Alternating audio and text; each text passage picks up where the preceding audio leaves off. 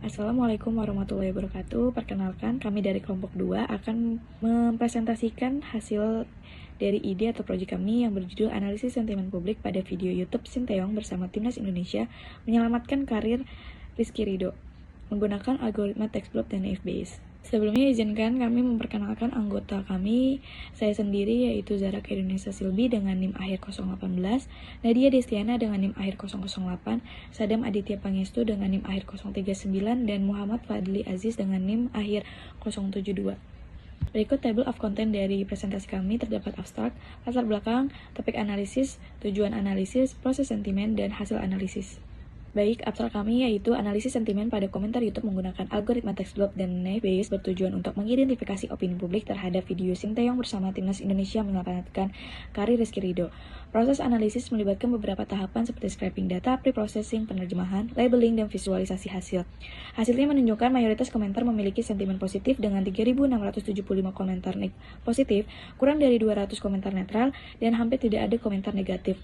Temuan ini memberikan wawasan mendalam tentang persepsi audiens dan mendemonstrasikan efektivitas algoritma FBS dalam klasifikasi sentimen komentar YouTube yang bermanfaat untuk pengambilan keputusan di berbagai bidang. Selanjutnya terdapat latar belakang. YouTube sebagai salah satu platform digital terbesar di dunia telah menjadi media utama bagi masyarakat untuk mengekspresikan opini dan pandangan mereka melalui kolom komentar. Komentar-komentar ini seringkali mengandung berbagai sentimen yang mencerminkan pandangan positif, negatif, atau netral terhadap suatu topik. Pemahaman terhadap sentimen yang terkandung dalam komentar-komentar ini sangat penting karena dapat memberikan wawasan berharga tentang persepsi audiens terhadap konten yang diunggah. Dengan menerapkan analisis sentimen pada komentar YouTube, kita dapat mengidentifikasi pola respon masyarakat yang pada akhirnya dapat mendukung pengambilan keputusan berbasis data secara lebih terarah dan efektif di berbagai bidang, seperti kebijakan publik, pemasaran, atau pengelolaan konten.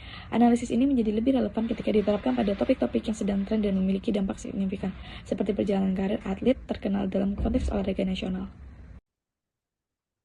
Next, ada topik analisis. Nah, video yang dianalisis berjudul Sinteyong bersama Timnas Indonesia menyelamatkan karir Rizky Ridho, yang diunggah di YouTube Sport77 Official. Video ini menampilkan Rizky Ridho, seorang bek tangguh dari Timnas Indonesia, yang berbagi cerita tentang perjalanan karirnya di sepak bola. Termasuk pengalaman bersama pelatih Sinteyong, diskusi dalam video ini mencakup berbagai aspek karir Ridho, tantangan yang dihadapi, serta persiapan Timnas Indonesia menghadapi Timnas Jepang dan Arab Saudi dalam melanjutkan kualifikasi Piala Dunia.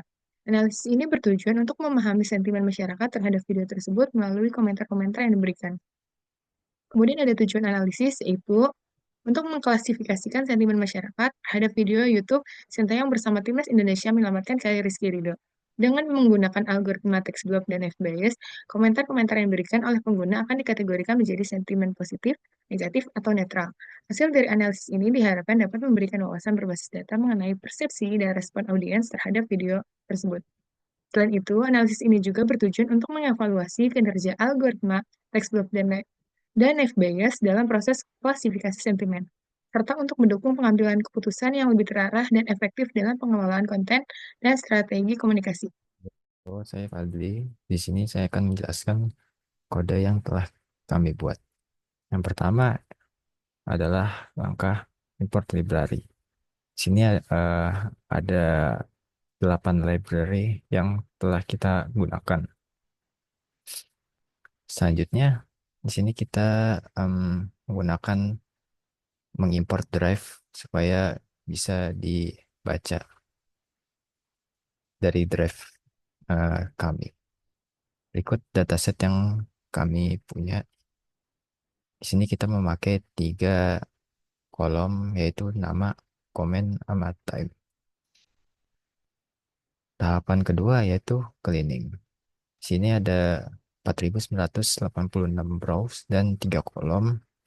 Lalu kita hapus data yang duplikat di di komen, di kolom komen, dan kita mengeceknya dan tidak ada tidak ada yang duplikat. Lalu kita drop data yang kosong, kita cek datanya yang kosong tidak ada. Lalu hasil cleaningnya ada 3.897 rows dan 3 kolom. Selanjutnya kita cleaning di sini menggunakan fungsi clean text. Di sini ada untuk menghapus URL. Lalu yang kedua ada menghapus emoji. Yang ketiga menghapus angka. Dan yang keempat menghapus spasi yang berlebih. Lalu setelah itu eh, kita lower case semua hurufnya. Bisa dilihat di sini yang tadinya ada huruf besar jadi huruf kecil semua. Tahapan selanjutnya ada preprocessing. Yang pertama ada normalisasi. Pertama di sini ada kamus normalisasi yaitu IYG yang enggak, tidak, dan seterusnya. Lalu ada fungsi normalisasi di mana setiap iterasinya kita ganti kata tidak bakunya menjadi kata baku. Berikut hasil yang sudah dinormalisasi datanya. Selanjutnya ada tahapan stop word. Di sini kita menghapus kata yang tidak penting menggunakan library stop word dari Sastrawi. Di sini kita gunakan fungsi stop word untuk menghapus kata yang tidak diperlukan, dan beginilah hasil dari stop word-nya. Kata sebelum jadi menghilang, kata ada juga menghilang. Selanjutnya ada tahapan tokenizing. Sini kita mentokenisasi kalimat menjadi sebuah kata-kata, satu kata, yaitu Rizky, Rido, salah, satu, dengan delimiternya spasi. Selanjutnya ada proses steaming. Di sini kita mengimport steamernya dari Sastrawi. Kita gunakan fungsi untuk mengsteamingkan kata-katanya. Setelah di steaming, kita mengaplikasikan fungsi steamingnya ke uh, data yang sudah di tokenize. Berikut hasilnya data yang sudah di steaming.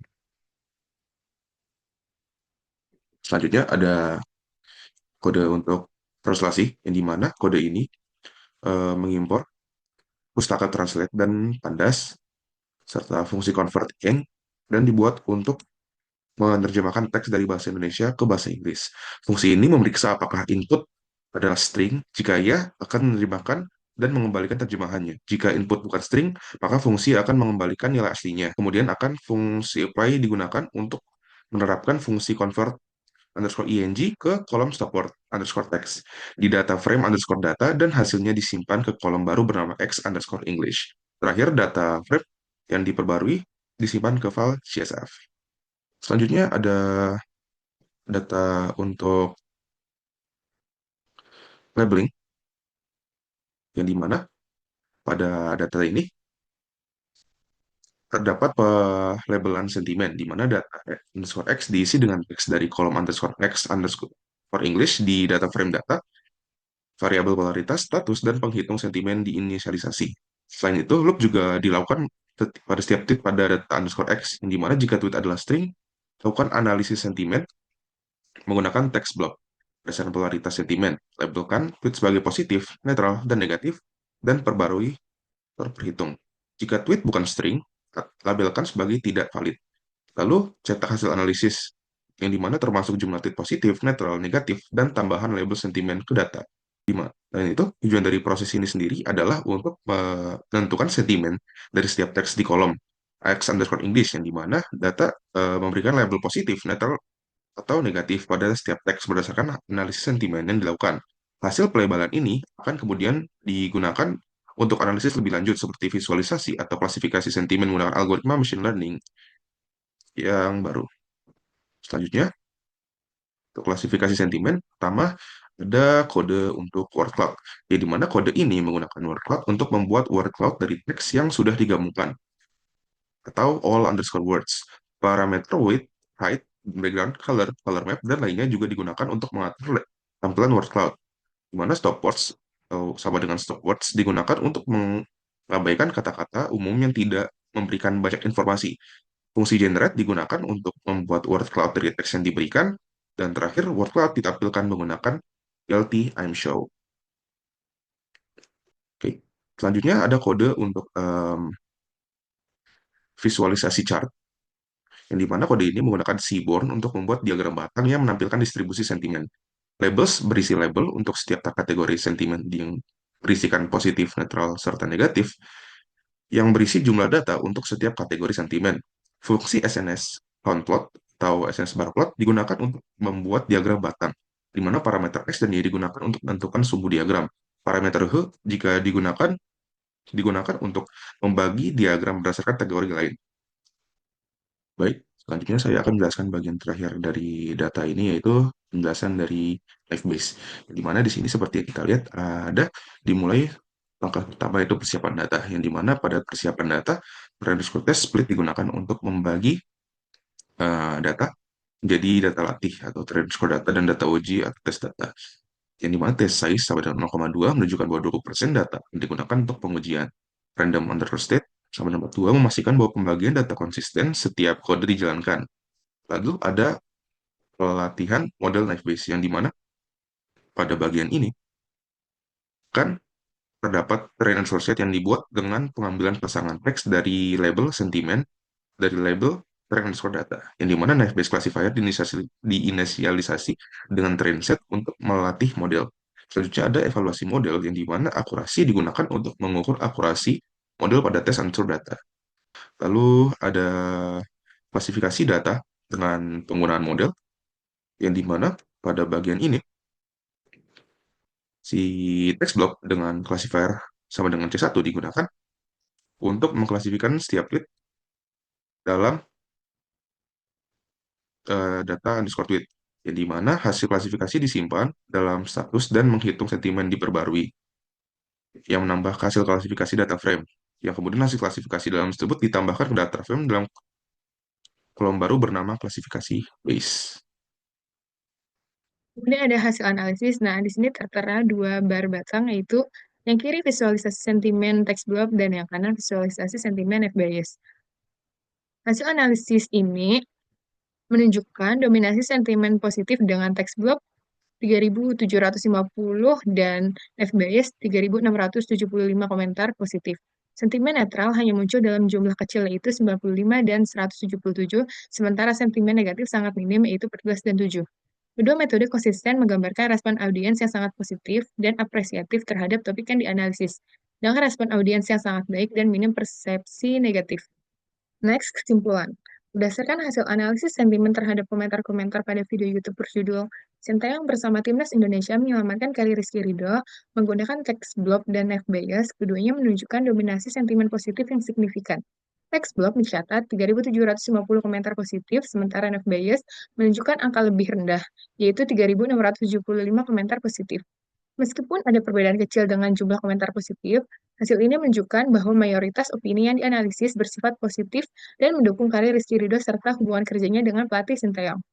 Sentimen netral dan negatif tetap berada pada jumlah yang sangat kecil, dengan sentimen negatif hanya muncul dalam jumlah terbatas, yaitu 14 komentar pada text block dan 7 komentar pada NFBS.